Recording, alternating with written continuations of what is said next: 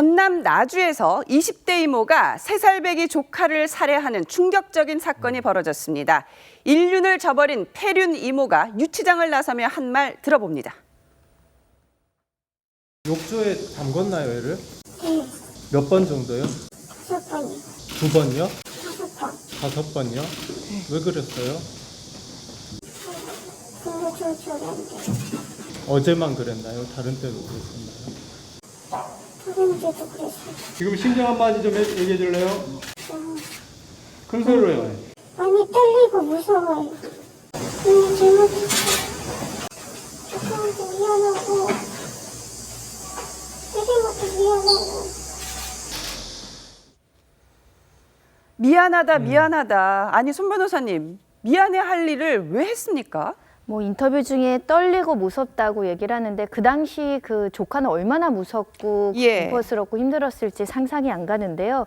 일단 본인 주장에 의하면 말을 듣지 않고 그 설사 증세로 이제 침대 변을 실수를 하다 보니까 화가 나서 목을 잘랐다 예. 이렇게 얘기를 하고 있었는데 사실 최초에는 신고했을 때 샤워하다 미끄러졌다라고 사실 허위 진술을 했습니다. 아. 하지만 아이가 이제 그 목에 질려서 질식사로 추정이 되는 여러 가지 모습들이 발견이 됐고 예. 멍자국을 의심한 병원이 경찰에 신고했던 것이고 경찰이 집요하게 추궁한 끝에 내가 살해했다, 목 졸라서 살해했다라고 진술을 했습니다. 그렇군요. 네. 최영희 평론가님, 이 아이의 사망 원인은 나왔습니까? 그러니까 지금은 질식으로 추정하는 거예요. 추정이요. 완전한 부검이 끝나봐야 합니다. 예. 왜냐하면 이게 어제 바로 벌어진 사건인데, 예. 근데 지금 이제 인터뷰에서도 들으셨지만 경찰이 추가 수사라는 과정에서 물에 욕조에 5번이나 머리를 담궜다라고 하는 것 때문에 예. 익사로도 오늘 한 점심 때까지는 추정이 됐었습니다. 네. 그런데 우선은 폐에서 물이 나오지 않았다고 해요. 그럼 익사는 아니고 예. 원래 예정대로 질식사일 가능성이 높다 예. 이렇게 봐야 할 것 같네요. 근데 그렇게 되면 이제 그 시간상으로 만약 추이를 이렇게 따져보게 되면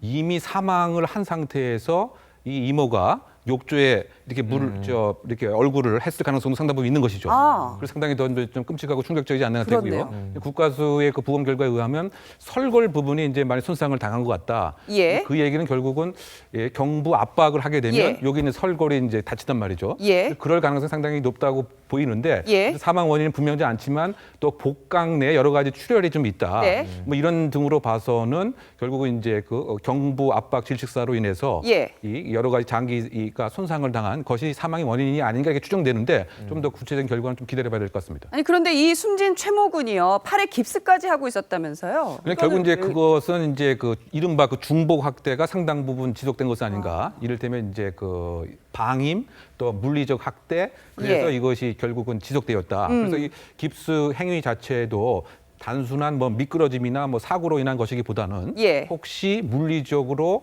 폭력을 행사하는 그 과정에서 예. 생겼을 가능성이 있지 않는가 이렇게 예. 추정이 되기 때문에 예. 이른바 그 중복 학대라고 하는 거 이를테면 이제 방임을 한다든가 또는 이제 그 모욕감을 준다든가 물리적인 학대를 하는 이런 전형적인 중복 학대 모습의 가능성도 상당히 있다고 생각됩니다.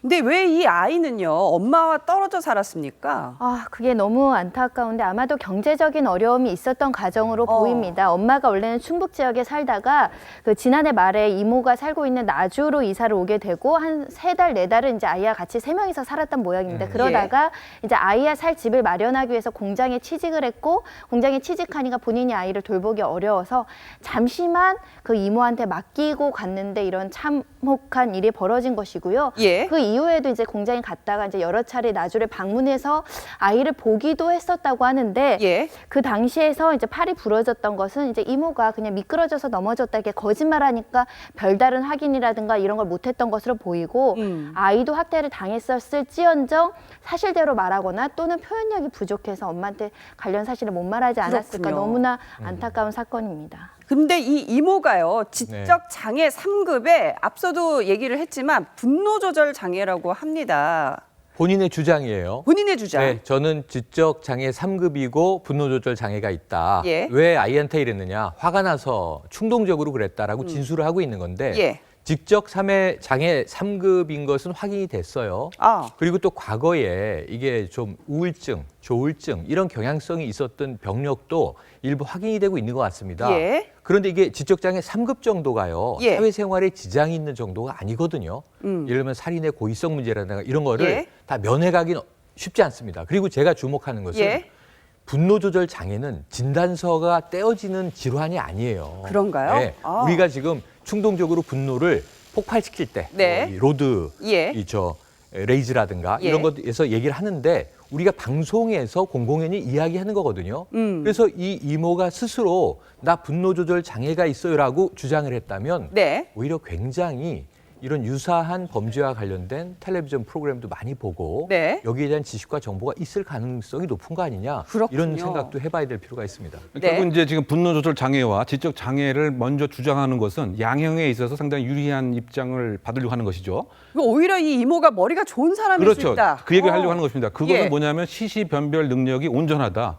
오히려 무엇이 자기에게 유리하고 불리함을 알고 있기 때문에 예. 이와 같은 분노 조절 장애, 지적 장애를 주장하는 것으로 봐서는 예. 양형에 있어서 영향을 끼치기에는 오히려 본인이 예. 이것에 대한 불이익을 알고 있기 때문에 하기 때문에 이른바 소위 말해서 이제 옳고 그름에 대한 시시변별 능력이 없는 경우 책임 무능력자로서 양형에 소위 말해서 이제 적용할 수 있는데 이와 같은 경우는 다 알고 있는 것이죠. 그래서 사실은 이 내용 자체가 오히려 양형에 불리하게 더 작동되지 않을까 이렇게 추정됩니다. 들으면 들을수록 이 이모의 정체는 무엇인지 궁금해지네요. 머리가 좋은 지적 장애인일 수 있다. 뭐 이런 말씀을 하셨는데, 자, 이 이모가 주장하고 있는 지적 장애 3급 어느 정도 수준이냐면요. IQ가 50에서 70, 초등학교 한 고학년 정도의 지능 수준이라고 합니다.